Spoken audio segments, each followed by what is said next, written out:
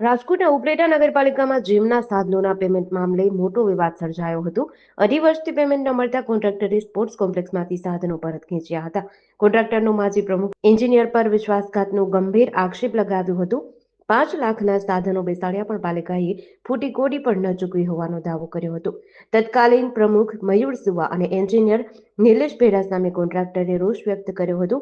પેમેન્ટને બદલે સાધનો લઈ જવાનું કહેતા કોન્ટ્રાક્ટરે હવે સ્વખર્ચે સાધનો કાઢવાનું શરૂ કર્યું। ઉપલેટા નગરપાલિકાના સત્તાધીશોના લાલિયાવાડી વહીવટને કારણે વેપારીને લાખોનું આર્થિક નુકસાન સહન કરવું પડ્યું હતું।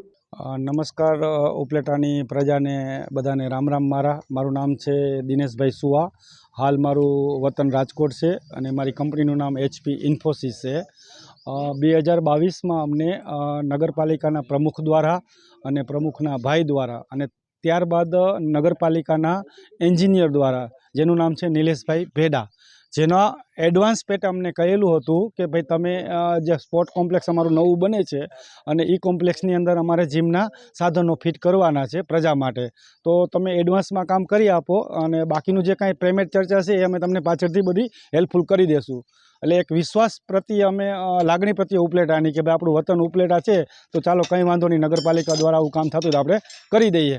એટલે એડવાન્સમાં અમે આ કામ કરી નાખ્યું। પછી જેમ જેમ સમય વીતતો ગયો અને જેમ જેમ અમે એને અવારનવાર કહેતા ગયા કે ભાઈ હવે આનું શું કરવાનું, પણ અમને સફળતા પેમેન્ટ બાબતની ક્યારેય મળી નહીં। આજે 2.5 વર્ષ પછી હવે અમે ચીફ ઓફિસર સાહેબ અમને એમ કહે છે કે ભાઈ તમારા સ્વખર્ચે તમે આ સાધનો પાછા નીકાળી શકો, તો હવે અત્યારે નીકાળવા માટે અમે અહીંયા આવેલા છીએ।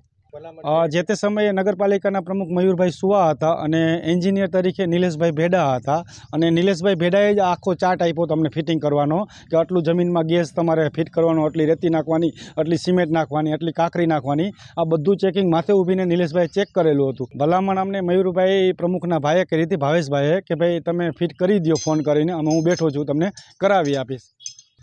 નુકસાની અત્યારે અમને 5 લાખ રૂપિયાના જે તે સમયે આ સાધનોનો ખર્ચ થયો હતો। 5 લાખ રૂપિયા આજથી 3 વર્ષ પહેલાં 2022માં અમે આ ફિટ કર્યા હતા। તો અત્યારે આ સાધનની વેલ્યુ ગણવા જાય તો 8-9 લાખ રૂપિયો થાય અને અત્યારે અમે ખર્ચો નીકાળવા માટે અમારે 60-70 હજાર રૂપિયો જશે આ બધા સાધનોને કાઢવા માટે। જેડીસી ન્યૂઝ સાથે વિપુલ ધામેચા, ઉપલેટા।